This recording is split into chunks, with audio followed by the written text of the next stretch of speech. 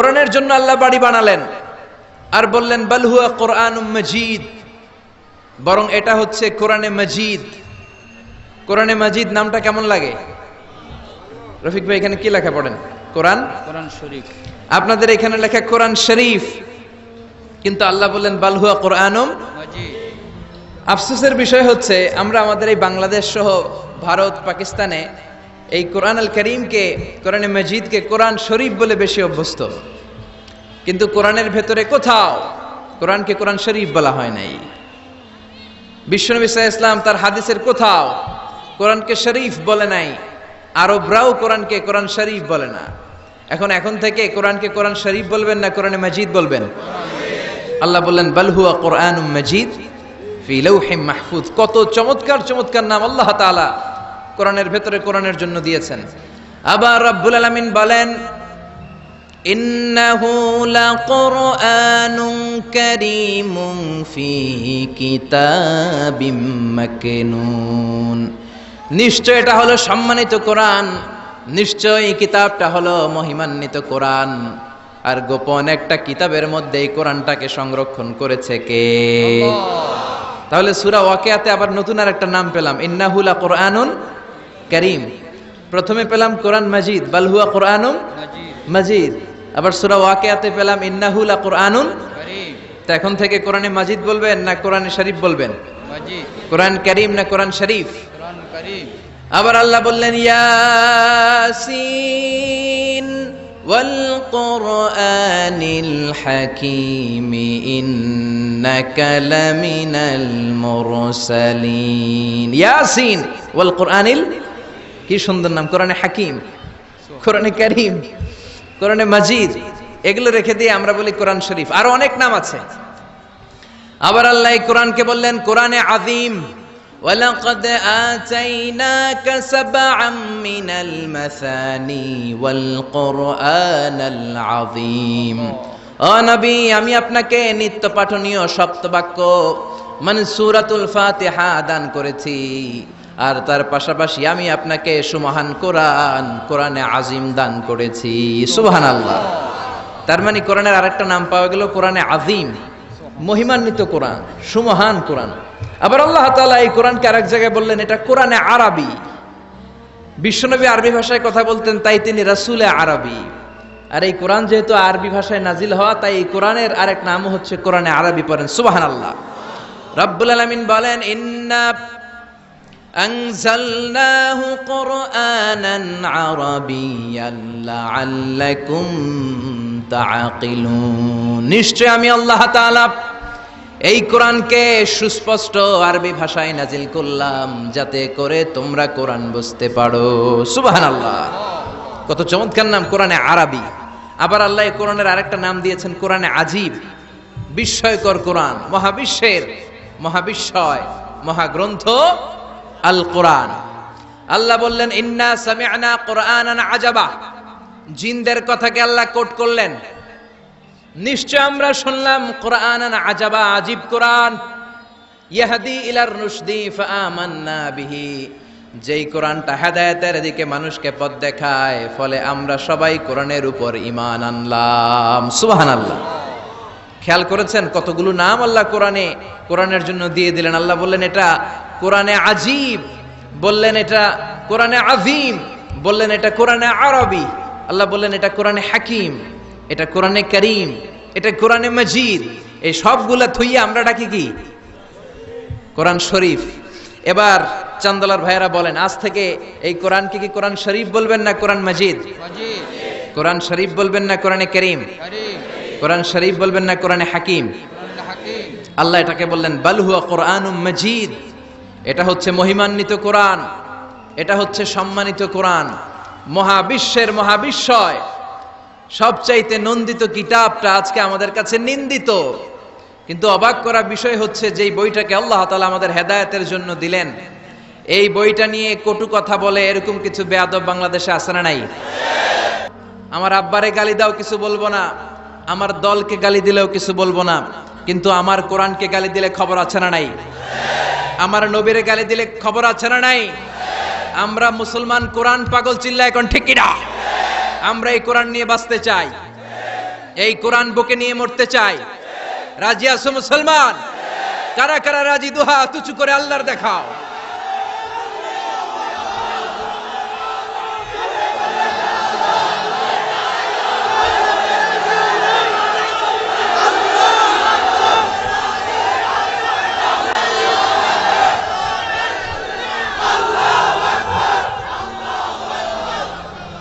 আল্লাহ আমাদের স্লোগানকে তুমি কবুল করো। এই কোরআনের শাফাত আমাদের নসিব করো। আল্লাহ বললেন বাল হুয়া কুরআনুম মাজিদ, এটা মহিমান্বিত কোরআন। ফি লাউহে মাহফুজ, লাউহে মাহফুজে এই কোরআনের ঘর বানিয়ে দিয়েছে কে? আল্লাহ। আবার রব্বুল আলামিন বললেন কিতাবটা এমন কিতাব, এই কিতাবের দিকে নজর করলেই সওয়াব আছে না নাই? আন-নাযার ইলা সালাসাতি আশিয়া ইবাদা, তিনটা জিনিসের দিকে নজর করার সাথে সাথে আমলনামায় সওয়াব দিয়ে দেয় কে? আল্লাহ। এক নাম্বার আন-নাযার ইলাল কাবা, মক্কায় যে কাবার দিকে নজর করার সাথে সাথে আমলনামায় সওয়াব আসরাড়াই। দুই নাম্বার আন-নাযার ইলা ওয়াজহিল ওয়ালিদাইন, মা বাবার চেহারার দিকে রহমতের নজর নিয়ে যদি তাকান, কবুল হজের সওয়াব আমলনামায় দিয়ে দিবে কে? তিন নম্বরে আন-নাযার ইলাল মুসহাফ, আল্লাহর কোরআন পড়তে পারে না, বয়স 70 হয়েছে 80 হয়েছে, কোরআন পড়তে পারে না, চোখের পানি ছাড়ে, আঙ্গুলগুলো দিয়ে কোরআনের আয়াতের উপর আঙ্গুল টানে, ওই কোরআনের দিকে নজর দিলেও আমলনামায় সওয়াব আসরাড়াই। কি কিতাব? আঙ্গুল টানলেও সওয়াব, নজর দিলেও সওয়াব, এই কিতাব পড়লে সওয়াব, এই কিতাব ধরলে সওয়াব, এই কিতাব শুনলে সওয়াব, এই কিতাব মানলে সওয়াব, এই কিতাবের জন্য মরলেও সওয়াব। চিল্লায় কোন ঠিক কিনা? আল্লাহ বললেন এই কিতাব পড়লে সওয়াব। বিশ্বনবী বলেন এই কিতাবের এক একটা অক্ষরে তেলাওয়াত করবা, 10টা করে নেকি তোমার আমলনামায় দিয়ে দিবে কে? আল্লাহ। আবার এই কিতাবের এক একটা আয়াত তুমি তেলাওয়াত করবা, তোমার জান্নাতের বিল্ডিংটারে উঁচা করে দিবে কে? মান কারা হারফান মিন কিতাবিল্লাহি ফালাহু হাসানাহ, আল্লাহর কিতাব থেকে যে তেলাওয়াত করবে তার সওয়াব আছে। ওয়াল হাসানাতু বিআশরি আমসালিহা, আর সওয়াব হলো এক একটা অক্ষরের কারণে 10টা করে নেকি। সূরা বাকারার আলিফ লাম মিম যদি আপনি পড়েন, আলিফ লাম মিম তিনটা মিলে একটা অক্ষর নয়, তিনটা 3 অক্ষর, তিনটার জন্য 30 নেকি। সুবহানাল্লাহ। আবার কিয়ামতের দিন আল্লাহ বলবেন ইকরা ওয়ারতাকি ওয়ারাত্তিল কামা কুনতা তুরাত্তিলু ফিদ দুনিয়া ফাইন্না মানজিলাতাকা ফি আখিরি আয়াতিন তাকরাউহা। বুখারীর বর্ণনা, কিয়ামতের দিন আল্লাহ বলবেন এক একটা আয়াত তেলাওয়াত কর, যতগুলো আয়াত দুনিয়ার বুকে তেলাওয়াত করেছিস তোর জান্নাতের বিল্ডিং হবে তত তলা। সুবহানাল্লাহ। এই পৃথিবীর সবচেয়ে বড় স্কাই স্ক্রিপার হচ্ছে বুর্জ আল খলিফা, সবচেয়ে বড় উঁচু বিল্ডিং। আপনার জান্নাতের বিল্ডিংটা এর চেয়ে অনেক গুণ উঁচু হবে। যতটা আয়াত আপনি দুনিয়াতে তেলাওয়াত করেছেন, প্রত্যেকটা আয়াতের বিনিময়ে আপনার জান্নাতকে এক এক তলা উঁচু করে দিবে কে? আল্লাহ। এজন্য এই কিতাব এমন কিতাব পড়লে সওয়াব, আবার এই কিতাব ধরলে সওয়াব আছে না নাই? তবে ওযু ছাড়া ধরা যাবে।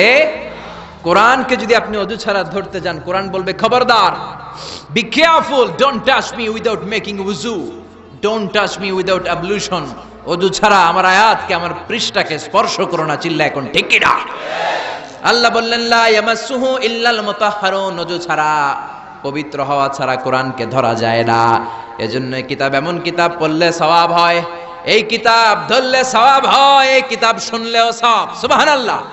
ওয়া ইযা কুরিআল কুরআনু ফাসতামিউ লাহু ওয়া আনসিতু লাআল্লাকুম তুরহামুন। এই কিতাবকে যারা পড়তে জানো না, তোমাদের সামনে যদি এই কিতাবের তেলাওয়াত হয়, খরগোশের মতো কান দুইটা খাড়া করে এই তেলাওয়াত শোনো। এই তেলাওয়াত শোনার কারণে তোমাদের আমলনামায় সওয়াব দেয়া হবে, তোমাদের উপর রহমত নাজিল করবে কে? পড়তে পারেন না তো শুনেন। মোবাইলের মধ্যে শাইখ আব্দুর রহমান আস-সুদাইসির কোরআন তেলাওয়াত রেখে শুনবেন, শুনলেও আপনার উপর রহমত নাজিল করবে কে? প্রিয় ভাইয়েরা, এই কোরআনের আয়াতকে মোবাইলের রিঙ্গার দেয়া যায় না। এই মাসালাটা জেনে নেন। কোরআনের আয়াত দিয়ে মোবাইলের রিংটোন হতে পারে না, ইসলামী সঙ্গীত হতে পারে, আরবি নাশিদ হতে পারে, কিন্তু কোরআনের আয়াত দিয়ে রিঙ্গার দেয়া যায় না। কেননা আপনি যে কোনো সময় রিসিভ করলে অথবা মিস কলের কারণে কেটে গেলে কোরআনের আয়াতের এমন একটা অংশে যে কাটা পড়ে যাবে, কাটাপ হয়ে যাবে, অর্থের বিকৃতি ঘটবে। চিল্লা এখন ঠিক কিনা? এজন্য মোবাইলের রিঙ্গারে কোরআনের আয়াত দেয়া যাবে না। আল্লাহ বললেন কোরআন এমন কিতাব, পড়লে সওয়াব, ধরলে সওয়াব, শুনলেও সওয়াব আছে না নাই? মানলেও সওয়াব আছে না নাই? তবে যতটুকু আমার ভাল লাগে অতটুকু মানবো, যতটুকু মানলে আমার ফ্যামিলির জন্য সুবিধা ততটুকু মানবো, যতটুকু মানলে আমার দলের জন্য সুবিধা, নেতার জন্য সুবিধা, নেত্রীর জন্য সুবিধা, শুধু অতটুকু মানবো নাকি পুরোটা মানবো? আপনি যদি বলেন কোরআনের 30 পারা, আমি 29 পারাই মানি, এক পারা মানি না, মুমিন না কাফের। এই কোরআনের 114 সূরা বললেন 110টা মানি, 4টা মানি না, মুমিন না কাফের। এই কোরআনে 6666 আয়াত বললেন 6665টা মানি, একটা মানি না, মুমিন না কাফের। আল্লাহ বললেন আফাতুমিনুনা বিবাদিল কিতাবি ওয়া তাকফুরুনা বিবাদ, বেছে বেছে নিজের সুবিধা মতো কোরআনের কিছু মানবা, কিছু ছাড়বা।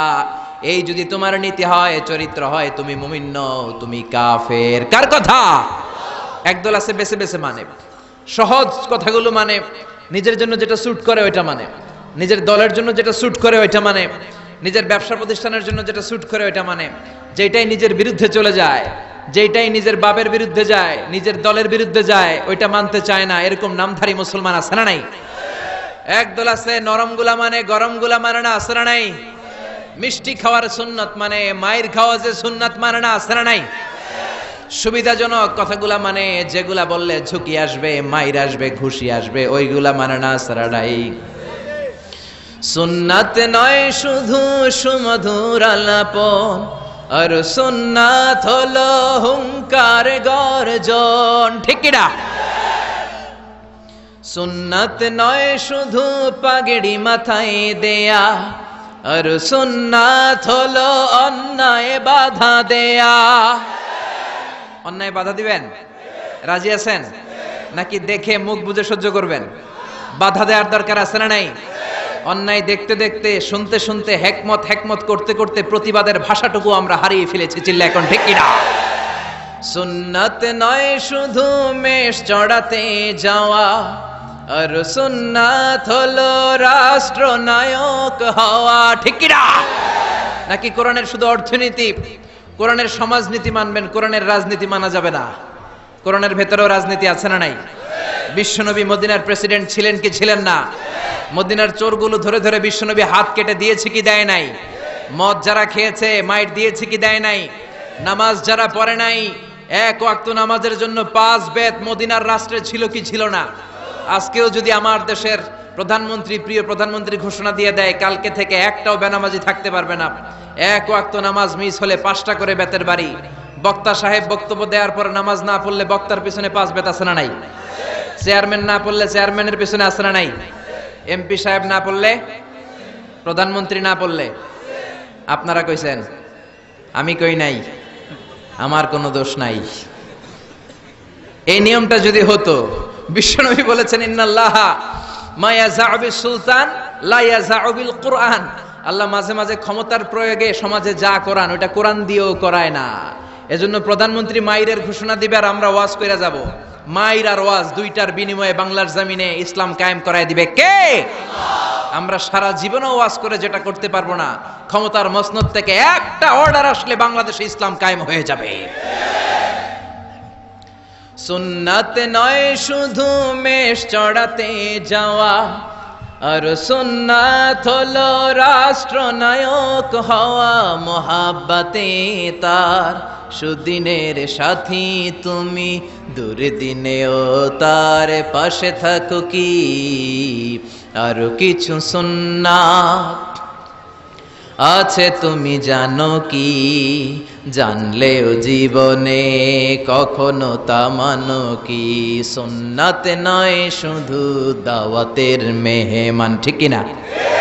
সুন্নাত নয় শুধু খাওয়া শেষে মধুপান, আরো কিছু সুন্নাত আছে তুমি জানো কি, জানলেও জীবনে কখনো তা মানো কি। চিল্লায় বলেন ঠিক কিনা? এজন্য অর্ধেক মানবেন না পুরাটা? পুরা 3-এর 2 মানবেন না পুরা? পুরা 4-এর 3 মানবেন না পুরা? পুরা কোরআন যদি মানেন তবে আপনি মুমিন, আধা আধা মানলে মুমিন নয়। তা আপনারা কি? যদি আধা আধা মানেন তাহলে মুমিন নন, তাহলে তারা কি? আফাতুমিনুনা বিবাদিল কিতাব ওয়া তাকফুরুনা বিবাদ, কিছু মানবা কিছু ছাড়বা, মুমিন নও, তুমি কাফের। চিল্লা এখন ঠিক কিনা? তার মানে এমন কিতাব পড়লে সওয়াব, ধরলে সওয়াব, শুনলে সওয়াব, মানলে সওয়াব, এই কোরআনের জন্য মরলেও সওয়াব, মরলেও সওয়াব আছে রাডাই। কোরআনের জন্য আমাদের ভাইয়েরা মরে কি মরে না?